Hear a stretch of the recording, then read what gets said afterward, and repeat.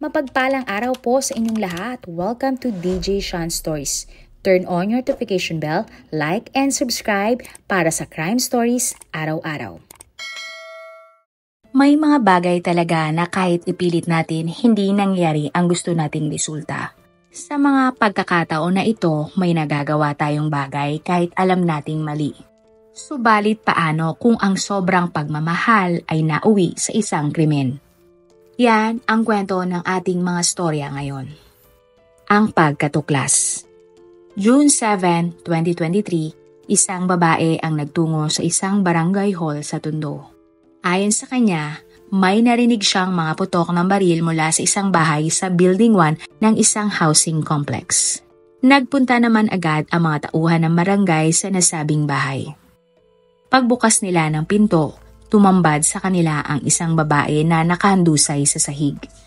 Tumawag sila ng mga pulis at makalipas lang ang ilang sandali, dumating na ang mga otoridad.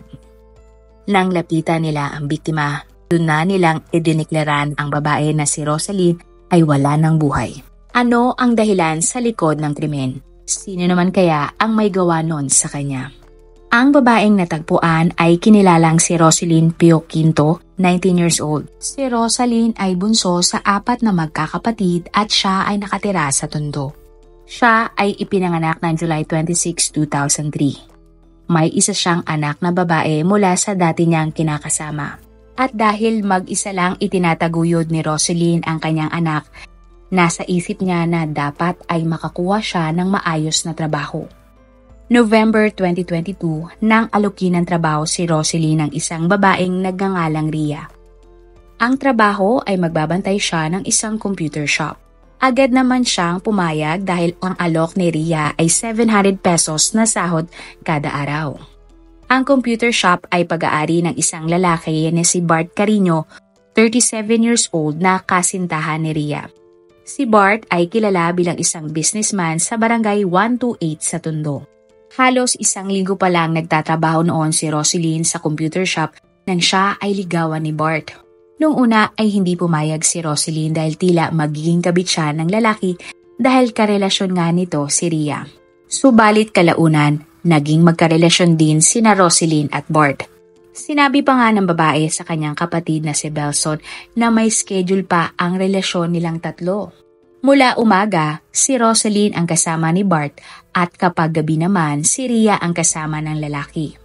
Nagulat umano si Belson sa setup na ito pero sinigurado daw ni Rosaline na alam ni Ria na dalawa silang kasintahan ni Bart. Bagamat hindi payag ang buong pamilya sa setup na pinasok ni Rosaline, wala na silang nagawa at tinanggap na lamang iyon. Base naman kay Belson, nagawa lang iyon ni Rosaline dahil sa sobrang kagipitan at tila kumakapit na lang si Rosaline sa sitwasyon.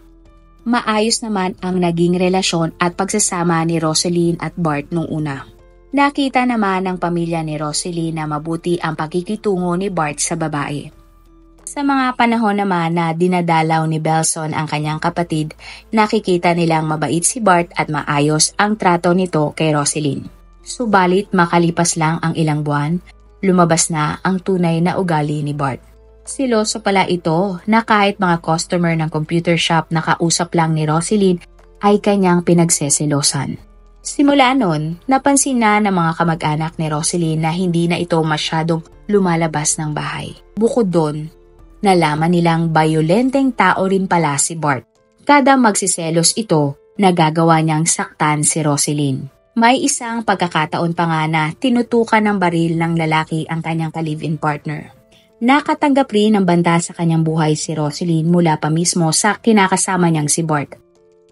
Nakarating ang pangyayari kay Belson at labis ang galit nito sa lalaki.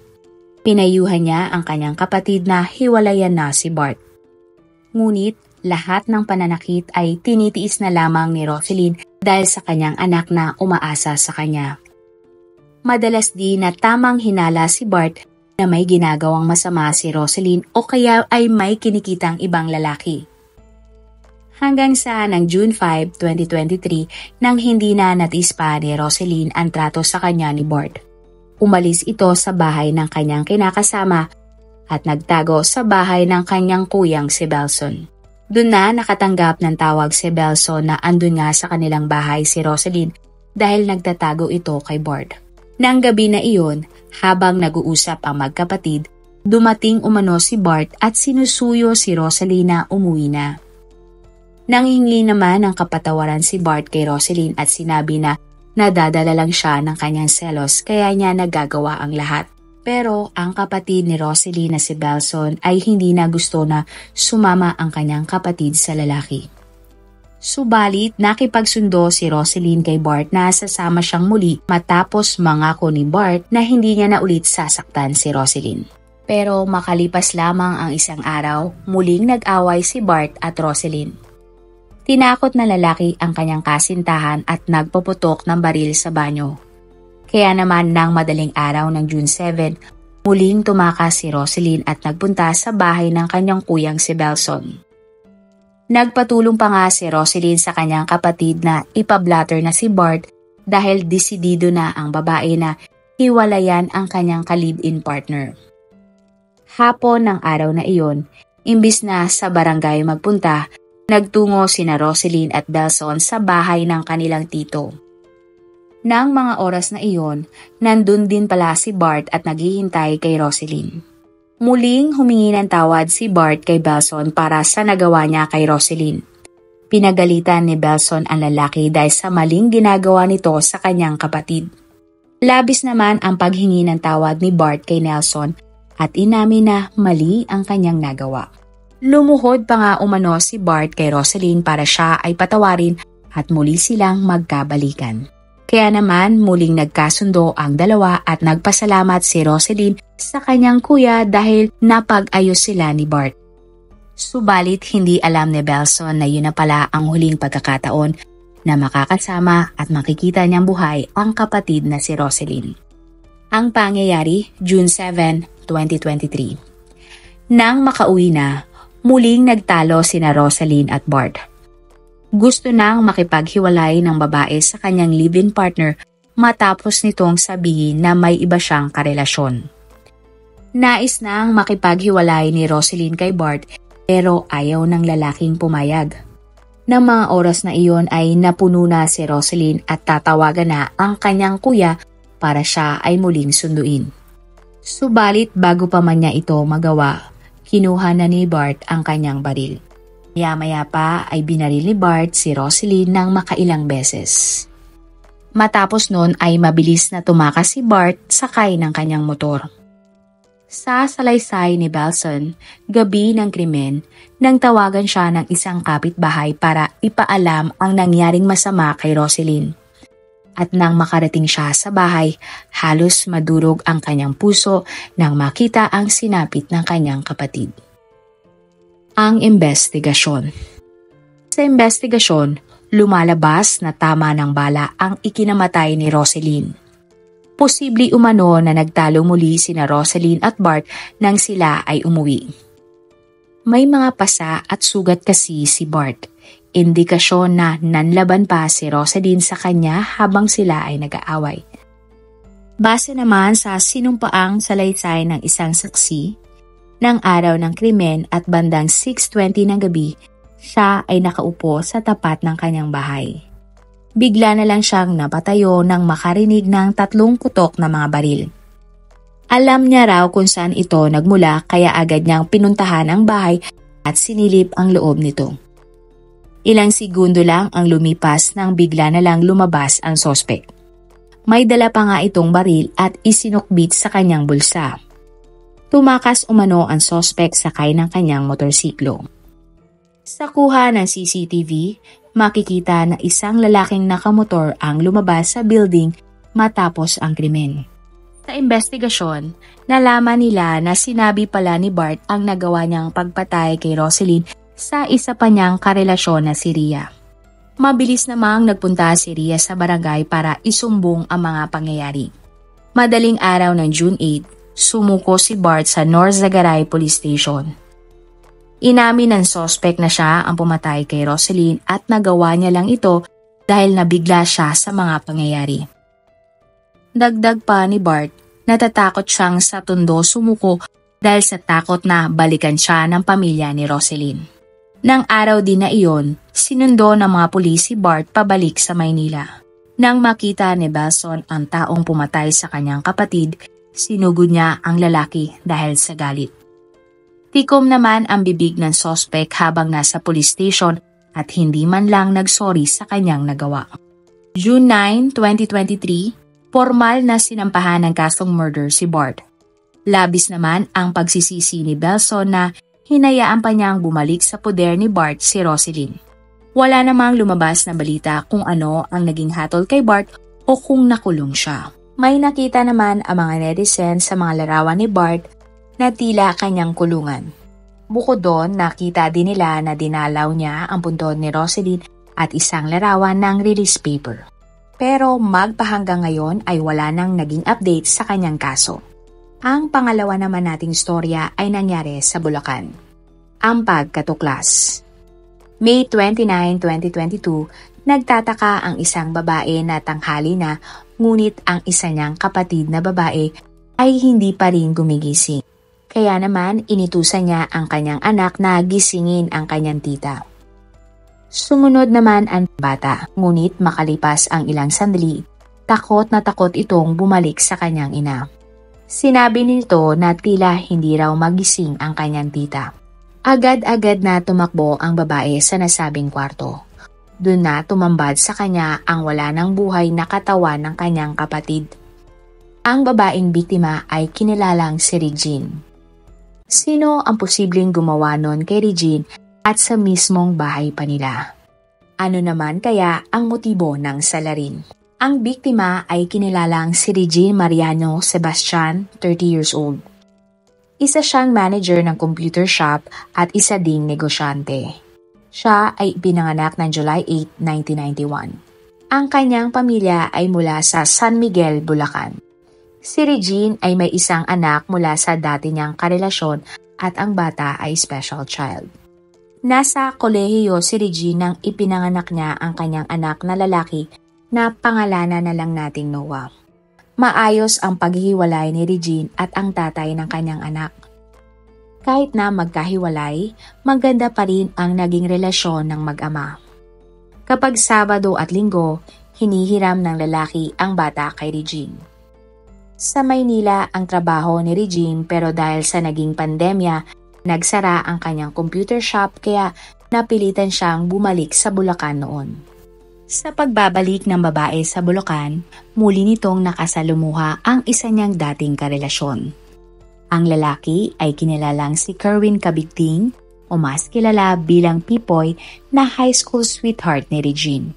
Makalipas lang ang ilang buwan, nagkahiwalay rin noon sina Regine at Popoy. Sabay rin silang nagkaroon ng sari-sarili nilang mga pamilya.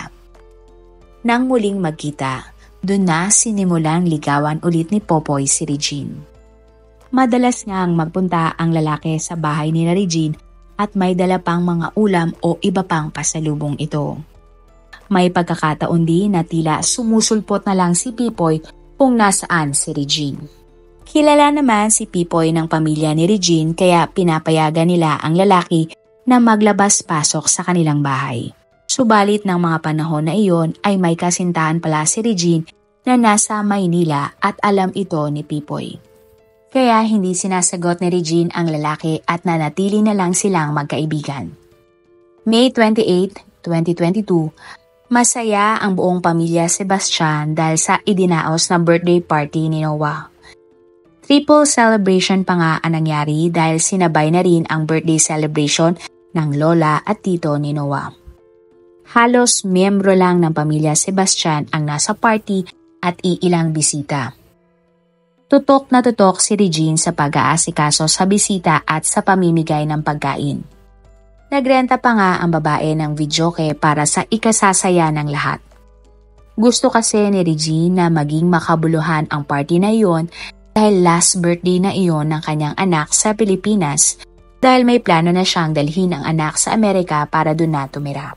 Lingid sa kaalaman ng kanyang pamilya, ina pala ang huling pagkakataon na makakasama at makikita nilang buhay si Regine. Ang pangyayari. May 28, 2022, bandang alas 9 ng gabi, nang dumating si Pipoy sa bahay ni na Regine at nakisaya sa party. Kumain siya sa handaan at nakiinom din. Nandun din ang kapatid ni Regine na si Ginny Lynn.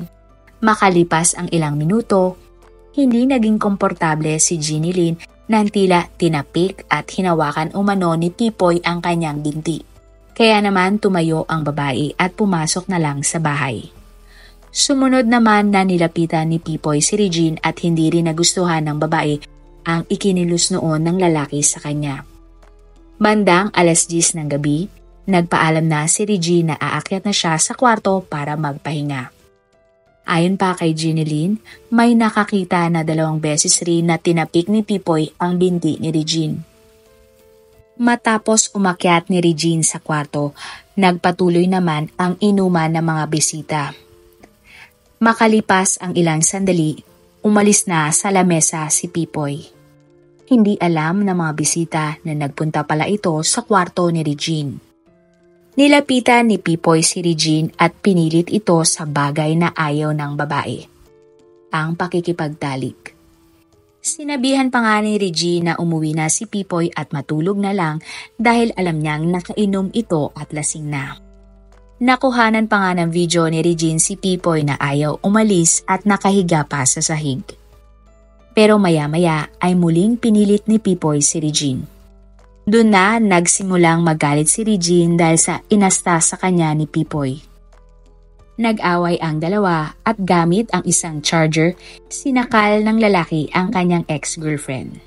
Matapos ang krimen, isinagawa pa ni Pipoy ang kanyang masamang balak kay Regine. Ang mas malala pa doon, nagawa din ni Pipoy na bumalik pa sa inuman kasama ang mga kamag-anak ni Regine.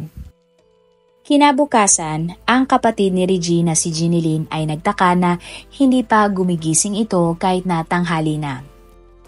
Akala ni Ginny Lynn na baka pagod lang si Regine kaya napahaba ito ng tulog.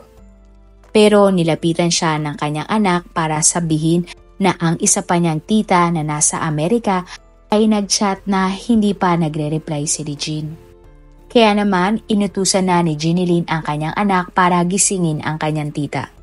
Pagbalik ng kanyang anak, napuno ng takot si Ginny Lynn nang sabihin nito na ayaw magising ng kanyang tita. Sa pag-akyat niya sa kwarto, nadatnan niya ang kapatid niya sa sahig at wala ng buhay. Nandun rin sa kwarto ang anak ni Regine na si Noah. Hindi matanggap ni Ginny Lynn ang nangyari sa kanyang kapatid. Gulat na gulat din ang lahat ng miyembro ng kanilang pamilya at wala silang idea kung sino ang gumawa nun sa babae. At ang mas malala pa nga ay nagawa ang krimen sa loob pa mismo ng kanilang bahay. Wala naman kasi silang nalalaman na kaaway ng biktima. Ito daw ay mabait, mapagmahal at masayahin ayon sa kanyang kapatid na si Ginny Lynn. Agad na tumawag ng pulis si Ginny Lynn. Mabilis namang nakarating ang mga pulis at isang investigasyon ang kanilang isinagawa. Ang investigasyon. Nakita ng mga pulis ang labi ni Regine sa sahig katabi ng kama. May mga pasa ito at isang charger ang nakita din malapit sa kanyang labi. Base naman sa autopsy, lumabas na sinakal si Regine kaya namatay. Wala na ring damit panloob ang biktima kaya malaki ang posibilidad na siya ay pinagsamantalahan pa. Kapansin-pansin na hindi magulo ang kanyang kwarto. Wala ring bakas na puwersahang pinasok ang kwarto ni Regine at normal ang lahat. Pero ayon kay Ginny Lynn, napansin niya na ang ilan sa mga alahas ng kanyang kapatid na nagkakahalaga ng 350,000 ay nawawala. Si Regine din daw ay pinadalhan ng pera ng iba pa nilang kapatid na nasa Amerika para pangbayad sa kanilang mga property. At bago nga ang krimen ay pinadalhan si Regine ng 150,000 pesos. Ngunit hindi na nakita pa ni Ginny Lynn ang pera sa kwarto. Sa kabuuan, halos 500,000 pesos ang halaga na nawawala kay Regine. Kaya naman, inisip ng mga pulis na pagnanakaw ang motibo sa krimen. Sa gitna ng investigasyon, may ibinunyag ang anak ng biktima. Maingat na hininga ng statement ng mga pulis si Noah. Ayon sa kanya, nagising na lang siya dahil sa ingay ng away ng kanyang Mommy Regine at Tito Pipoy. May binato pa nga umanong baso si Regine at nakita niyang sinasaktan ni Pipoy ang kanyang nanay. Sa kanyang takot, nagtalukbong na lang siya ng kumot at pumikit hanggang siya ay makatulog. Nakuha naman ng mga pulis ang isang video ni Pipoy na kuha pa mismo ni Regine. Ilang oras bago siya patayin nito. Makikita ang lalaki na nakadapa pa sa sahig na tila natutulog. Iyon ay pinatotohanan ng isa sa mga kasambahay ni Regine. Ayon sa babae, nakita niya si Pipoy na nasa lapag nga katabi ng kama. Habang si Regine naman ay nasa kama, bagong ligo at nagpupunas pa ng buhok. Nakuha din ng mga pulis ang kuha ng CCTV na makikitang pumasok sa bahay ng mga Sebastian si Pipoy at lumabas matapos makipag-inuman sa mga kamag-anak ni Regine. Sa lakas ng videoke, malaki ang posibilidad na kahit nagsisisigaw na si Regine ay hindi siya naririnig ng kanyang mga kamag-anak. Dahil sa mga ito, itinuring si Pipoy na pangunahing sospek sa pagpatay kay Regine. Kaya naman, kinabukasan ay agad nilang nahanap ang lalaki. Nakita nila ito sa pwesto niya sa palengke ng May 30, 2022 at agad siyang inaresto. Nang nasa San Miguel Police Station na si Pipoy, itinanggi niya na may kinalaman siya sa nangyari kay Regine. Nang nakaharap niya si Jeannie Lynn, sinabi niya dito na hindi siya ang may gawa ng krimen. Subalit hindi naniniwala sa kanya si Jeannie Lynn kaya lumuhod pa umano si Pipoy sa harap ng kapatid ng biktima. Dagdag pa ni Pipoy, mahal na mahal niya umano si Regine kaya hindi niya ito magagawang patayin. Nang araw din na iyon, inaresto na si Pipoy at kinasuhan ng murder para sa pagpatay niya kay Regine. Kasalukuyan pa ring nakakulong si Pipoy at gumugulong ang kaso. Wala pang lumalabas na balita tungkol sa final na hatol sa kanya. Sa tingin nyo, ano kaya ang naging dahilan at nagawa ni Pipoy na patayin ang kanyang pinakamamahal na si Regine? Marami pong salamat sa inyong panonood. Meron ba kayong mga kwento na gusto nyong i-share sa ating mga manonood? O kung may personal po kayong kwento na gusto nyong i-feature sa ating channel, i-comment down below nyo lang ang inyong mga suggestions. Para naman po sa dagdag kalaman, i-subscribe nyo din po at i-follow ang ating iba pang YouTube channel katulad ng Tagalog Facts and Mysteries by DJ Sean at Manila Boy Wonder Philippines. Marami pong salamat sa pagsuporta nyo sa aming mga channel. God bless everyone!